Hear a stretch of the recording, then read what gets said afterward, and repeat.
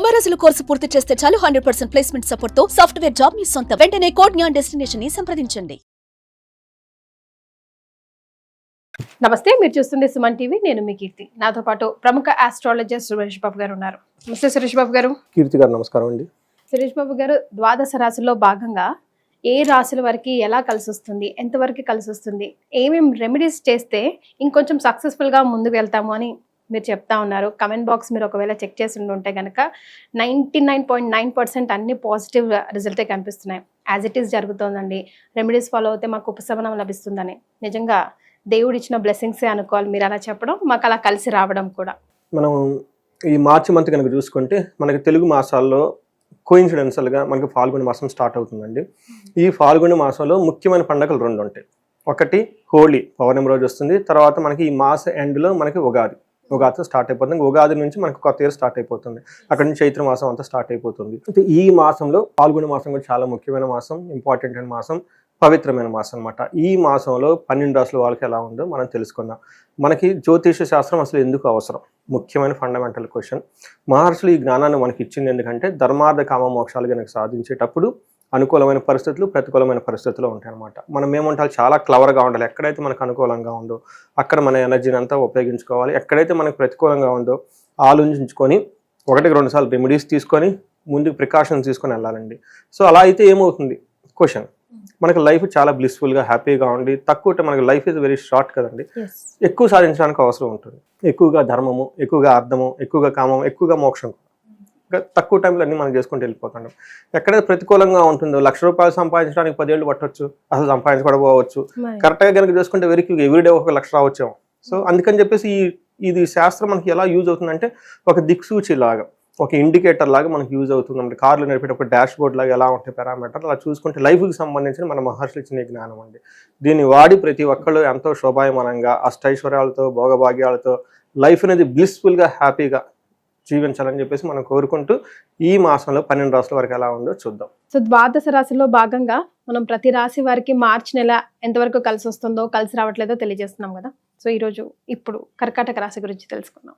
So కర్కాటక రాశి గురించి చూసుకోవాలంటే మనకి ఇలాగే సామాన్యంగా ఉంటుందండి. పెద్ద ఇబ్బంది పెట్టే విధంగా ఉండదు, ఏమి ఉండదు, నార్మల్గా ఉండే అవకాశం ఎక్కువగా ఉంది. రెండోది వీళ్ళకి ఏలినాటి శని కూడా ఈ మంత్తో అయిపోతుంది కాబట్టి అక్కడ నుంచి ఏలినాటి శని నుంచి వీళ్ళు బయటపడతారండి.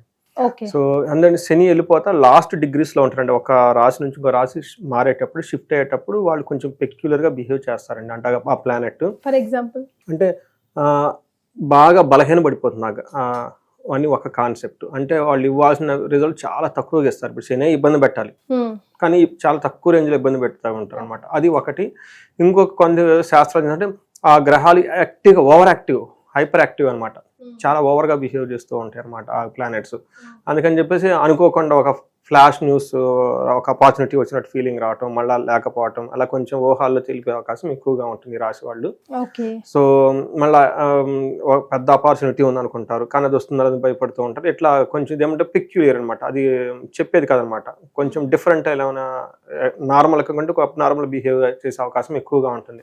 మైండ్ ఓవర్ ఎక్సైట్మెంట్తో ఉండి, లేదంటే ఓవర్గా డిప్రెషన్ అయిపోవటం, ఇలాంటి జరిగే అవకాశం ఎక్కువగా ఉంది. బట్ ఏదున్నా కానీ ఈ మంత్ చాలా లైట్గా స్మూత్గా ఉండే మంత్ అని మనం అనుకోవాలన్నమాట. పెద్ద ఒక కుజుడు తప్ప మిగతా గ్రహాలన్నీ ఇలా దాదాపు అంతా అనుకూలంగానే ఉన్నాయని మనం చెప్పుకోవాలి.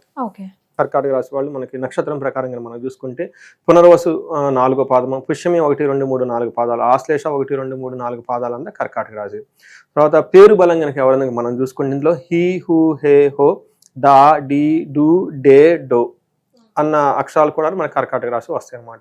మనం ప్లానెట్ యొక్క స్థితి కనుక మనం చూసుకుంటే సూర్యుడు మీనరాశిలో ప్రవేశిస్తున్నాడు. అక్కడ ఆల్రెడీ రాహు ఉన్నారు, బుధుడు కూడా మీనరాశిలోనే, శుక్రుడు కూడా మీనరాశిలోనే ఉన్నారు. ఈ మంత్ అంతా వాళ్ళంతా అక్కడే ఉంటారండి. అంటే ఏ హౌస్ లో ఉన్నట్టు వీళ్ళకి 9వ ఇంట్లో ఉన్నట్లండి, 9th house లో ఉన్నట్టు.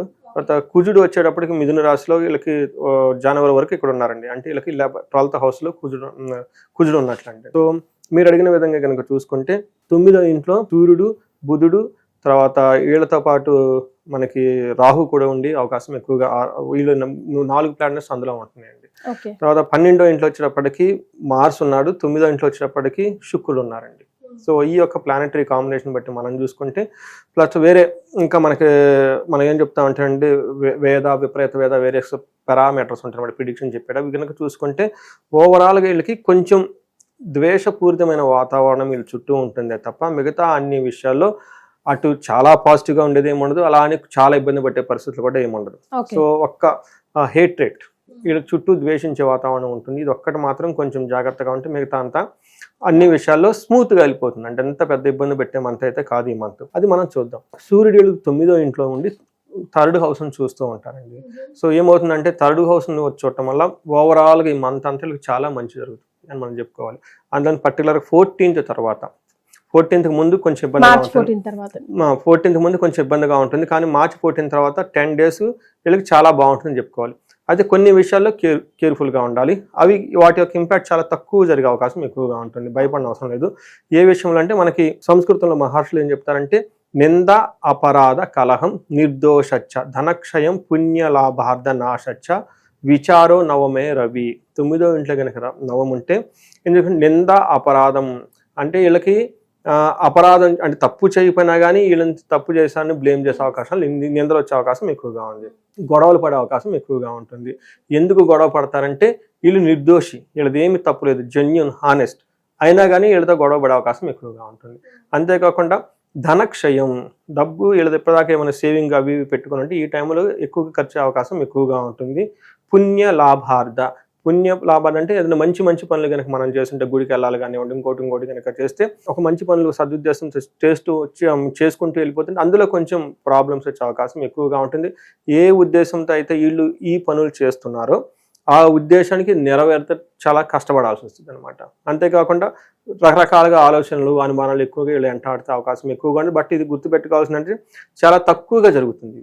చాలా చిన్న చిన్న వ్యవహారాలు జరుగుతుంది. పెద్ద పెద్ద విషయాలు అయితే అంత ఇబ్బంది పెట్టేమి ఉండదు. ఎందుకంటే సాధారణమైన మంత్ అని నేను చెప్తాను అనమాట. కుజుడు కూడా మిక్స్డ్ రిజల్ట్ మళ్ళీ.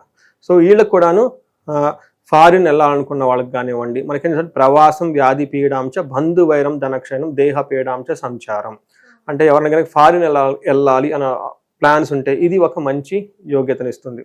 తర్వాత రోగాల వల్ల బాధలు, బంధుద్వేషము, ధన నాశనము అని కూడా మనకు చెప్తారండి. అంతేకాకుండా వీళ్ళకి 3rd హౌస్లో దృష్టి ఉండటంతో మనీ వచ్చే అవకాశం ఎక్కువగా ఉంటుంది. శత్రువుల పైన వీళ్ళు చాలా ఎక్కువగా విజయం వచ్చే అవకాశం ఎక్కువగా ఉంది. తర్వాత వీళ్ళకి లాస్ ఆఫ్ మనీ, మెంటల్ వరి, అనవసరమైన మానసిక ఒత్తిడి ఈ రాశి వాళ్ళకి ఎక్కువగా ఉంటుంది.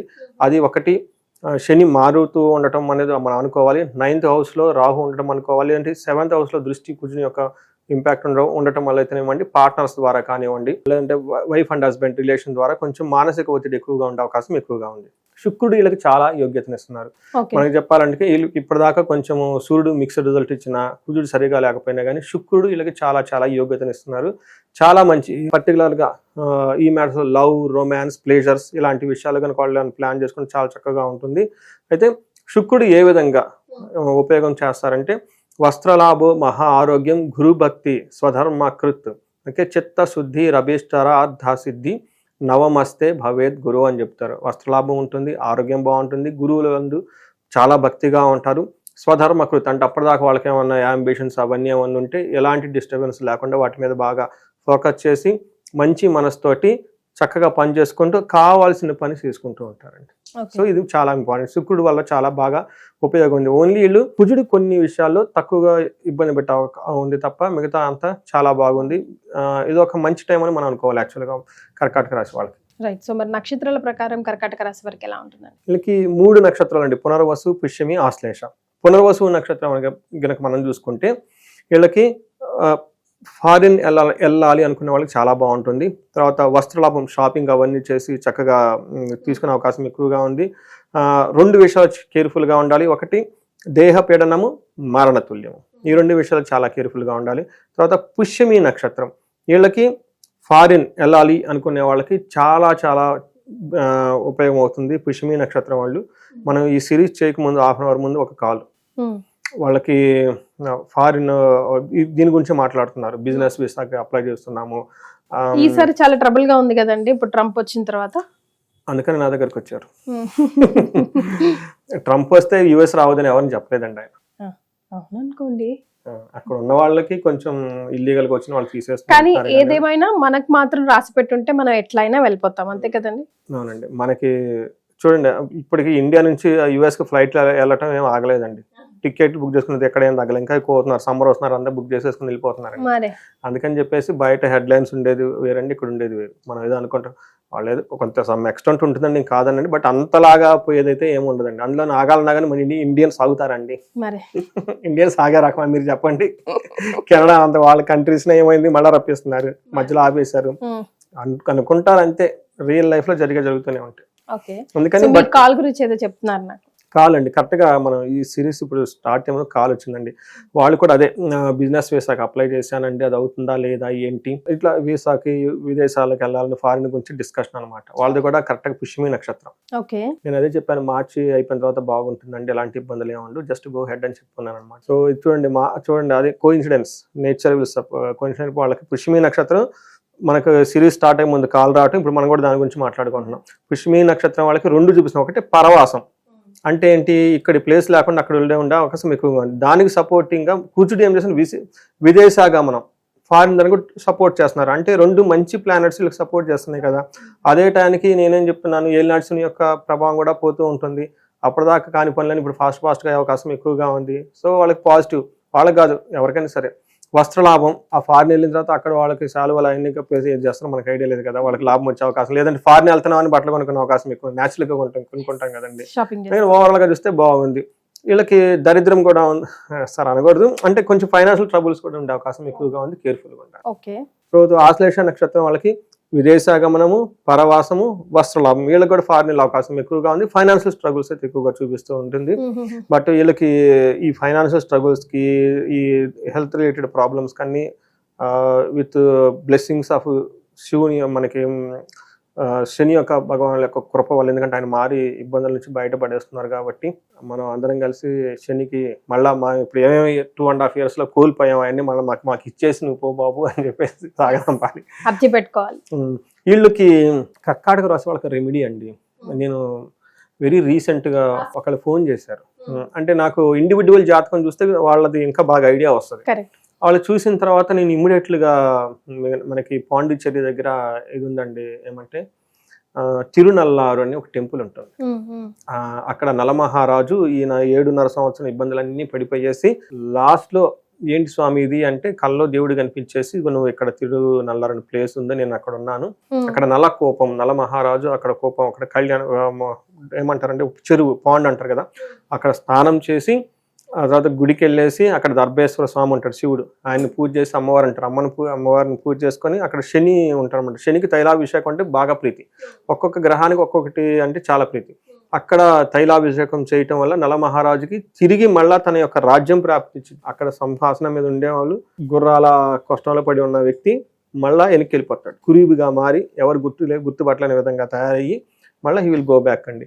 అయితే ఇది ఎందుకు చెప్తున్నా అంటేనండి, 2 వాళ్ళకి క్లయింట్ కి చెప్పానండి నేను నేను కొన్నిసార్లు పరిహారాలు చెప్తే అందరూ సీరియస్ గా చేయరండి, కొంతమంది చేస్తారు. సో అతను పాపం సీరియస్ గా తీసుకొని చేశారు. వచ్చేసి నాకు వెంటనే 1 week or 10 days మళ్ళీ ఫోన్ చేశారండి. ఫోన్ చేసి గురుగారు మీరు చెప్పారండి చాలా బాగుందండి, నేను అంత చాలా ఫ్రిక్షన్ ఫీల్ అయ్యానండి, ముందు అసలు అక్కడికి వెళ్ళటం కూడా వెళ్ళలేనంత స్తోమత కూడా ఉందండి, కానీ అక్కడికి వెళ్ళిన తర్వాత నాకు చాలా పాజిటివ్ గా మంచి వైబ్రేషన్స్ వచ్చాయండి, ఆ ఎక్స్పీరియన్స్ మీకు చెప్పలేనండి, చాలా బాగుందండి, చాలా మంచి అడ్వైస్ ఇచ్చారని చెప్పారు. ఆ తర్వాత ఆయన వేరే ఇంకొకళ్ళని రిఫర్ చేశారు, మాకు తెలిసిన వాళ్ళు ఉన్నారండి, వాళ్ళ బాస్ అంట, కొంచెం చూడండి జాతకం అని చెప్పేసి.